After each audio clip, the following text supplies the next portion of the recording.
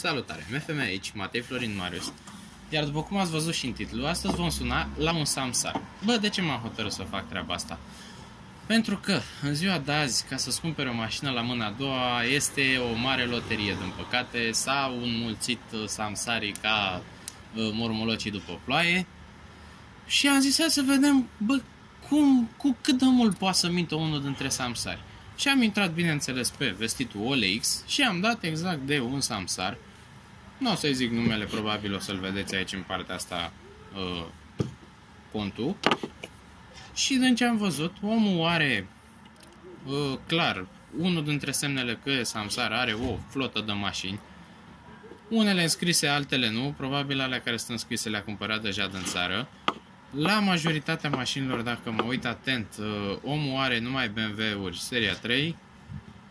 Are și un Audi pe aici. BMW, un Passat, dar în principiu BMW seria 3. Marea majoritate din ele în pachet. Toate 177 de cai putere, toate full option. Navi, scaune din piele, xenon, tot ce vrei, kilometri puțini. Adică, efectiv, uitați-vă la anunțul ăsta, unde scrie aici BMW 320, 177, X-Drive, senzor de ploaie, senzor, jante, recent adusă din Germania. Mașina rulează fără probleme. Da, bine, din ce observ, anunțul ăsta nu are scris kilometri total reali. Bă, hai să fim serioși, total reali. Dacă stau să mă uit bine la toate anunțurile lui, majoritatea mașinilor de aici au așa, toate fiind BMW-uri, toate până în 250.000 de kilometri, toate full, toate recent aduse, toate cu o grămadă de opțiuni pe care le vrei și nu le vrei. Bă, și ce am zis? Hai să vedem, hai să sunăm pe om să vedem ce zice, cât poate să mintă. Și uite, de exemplu, că am găsit un anunț aici. Mașina e neînmatriculată, adusă recent din Germania, jante, aliaj, tot ce trebuie, revizie, senzor, chestii, trestii, cutie automat, 184 de cai. Și hai să vedem ce zice omul despre asta. Hai să vedem dacă și răspunde în primul rând.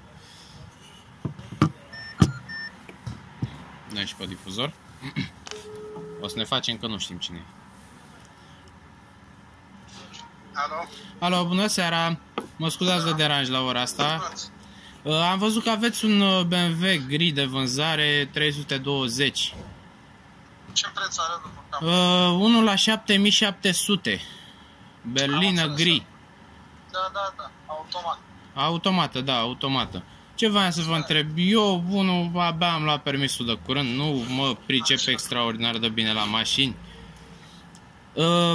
Mașina a avut ceva probleme, știți de ea? Văd că a fost recent adusă. Poftiți? Văd că a fost aici recent adusă. Da. Ce înseamnă recent adusă? Are 2 săptămâni. Deci chiar că recent, bineînțeles. Da, păi vin cu ele pe roți. Chiar și acum sunt cu altă mașină, vin din Germania. Am înțeles. Văd aici care revizia efectuată, filtre și ulei. Revizia i-am făcut-o eu aici, în România, cam mai mers pe ea. Am înțeles.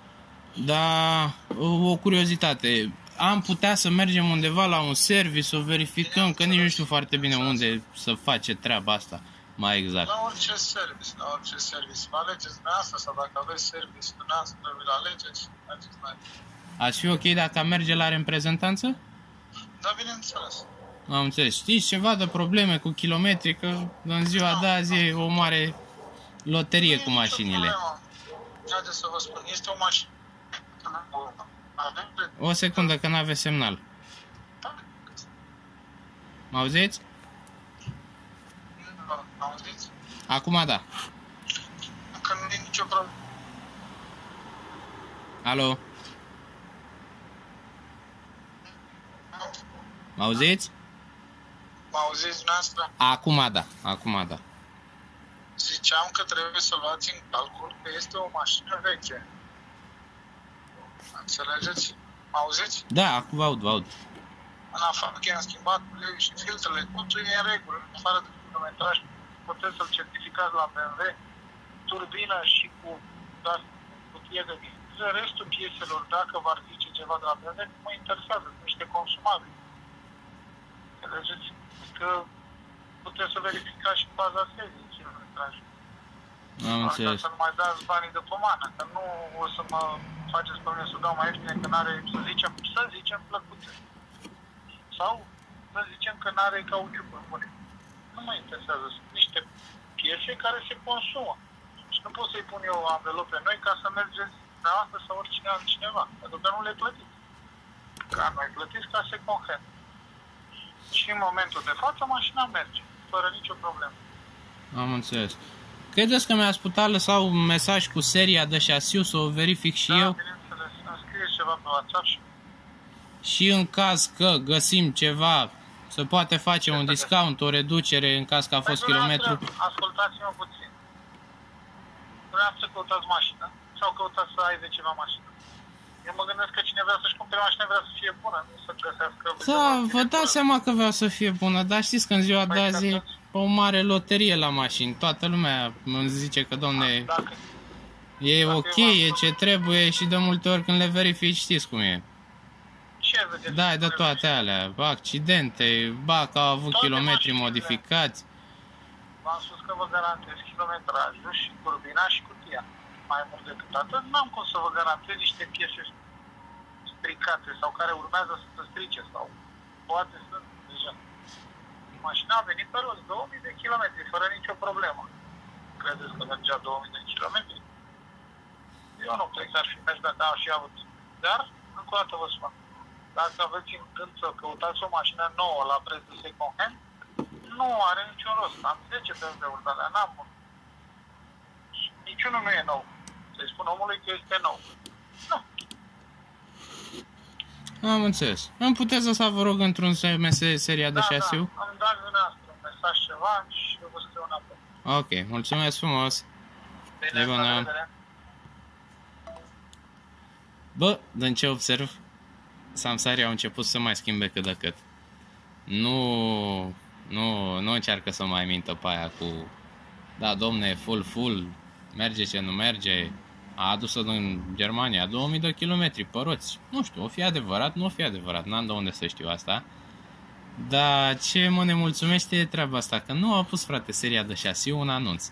Ați văzut, mergem unde vreți, verificați, reprezentanță, aha, eu vă garantez turbina, ce a zis, turbina, motorul, cutia, restul vă descurcați, nu e problema mea.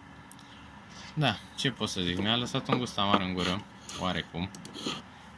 Până data viitoare, dacă vă plac genul ăsta de videoclipuri, lăsați-mi un SMS, chiar un link cu un anunț, dacă aveți vă suspiciune, sunăm și vedem ce este.